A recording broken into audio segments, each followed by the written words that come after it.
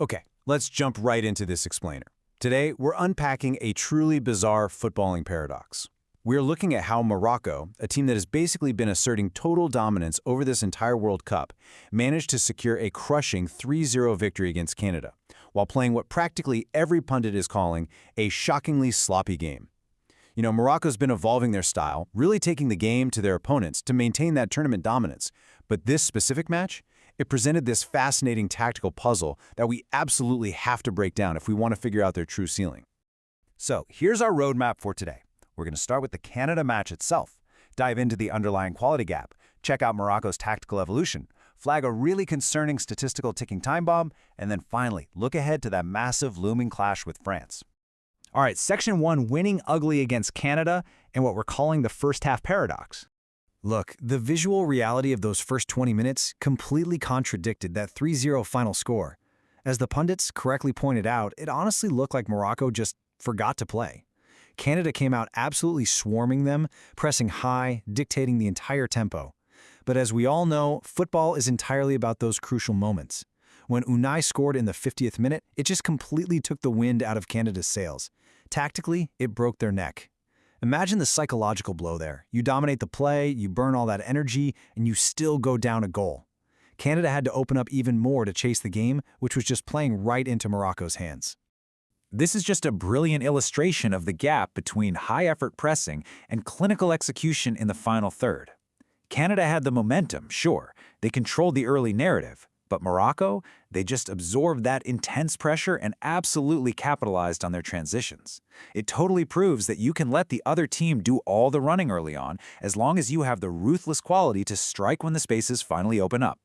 Next time you're watching a weekend fixture or even playing a pickup game, keep this in mind. Energy creates chaos, but ruthless efficiency wins matches. Which brings us right into Section 2, the ultimate quality gap, and why pure effort just isn't always enough at the highest levels of the game. To understand why Jesse Marsch's incredibly hardworking Canadian side got beat 3-0, we need to talk about football intelligence. There's this classic anecdote from the Arsene Wenger era that hits the nail right on the head. When tracking stats first came out, Arsenal thought distance covered was everything.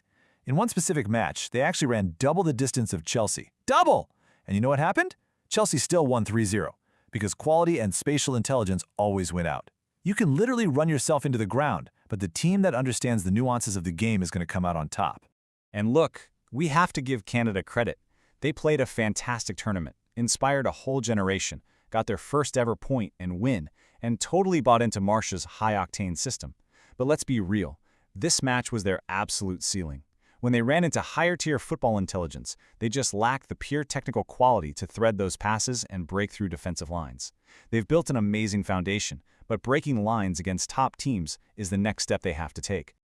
Okay, moving to Section 3, Morocco's tactical evolution, comparing 2022 to what we're seeing today. If you remember the 2022 World Cup, Morocco played a massive deep block. They parked themselves close to their own goal, absorbed pressure, and lived off counterattacks. They only scored 6 goals the whole tournament. But right now, in a tournament where they have been dominating, they are actively rewriting their DNA. They want to be possession-oriented. They're playing through the lines and taking way more risks to control the game. And honestly, that identity shift perfectly explains why they looked a bit disjointed and sloppy against Canada. They're basically evolving in real time. And the absolute key to that evolution is game management. It's a nuance the younger players are still figuring out. Take Body, for example. Unbelievable talent, but he was struggling and got subbed off around 60 minutes. Game management is all about reading the flow, realizing when you're turning the ball over too much, and adjusting your pitch geography. And by pitch geography, I mean literally where you stand on the grass to either stretch out the opponent or pack the midfield to calm things down. Which leads us perfectly to the Amrabat effect. When this veteran stepped on the pitch, he instantly fixed Morocco's structure. He took one look at Canada's high press, casually dropped back maybe 5 or 6 yards to buy himself some space, and then just broke the entire press with one perfectly weighted forward pass. Within 2 minutes, his sheer football intelligence entirely bypassed all of Canada's hard work. All right, Section 4, the 151 turnovers problem. Because guys, despite the 3-0 win, there is a glaring flaw here that is basically a statistical ticking time bomb. 151. Seriously, just let that number sink in. That is how many times Morocco gave the ball away against Canada. For a squad that is dominating this tournament and has real championship aspirations, 151 turnovers is just wild. It exposes a really dangerous level of sloppiness. In tournament football, sure, you get one sloppy game.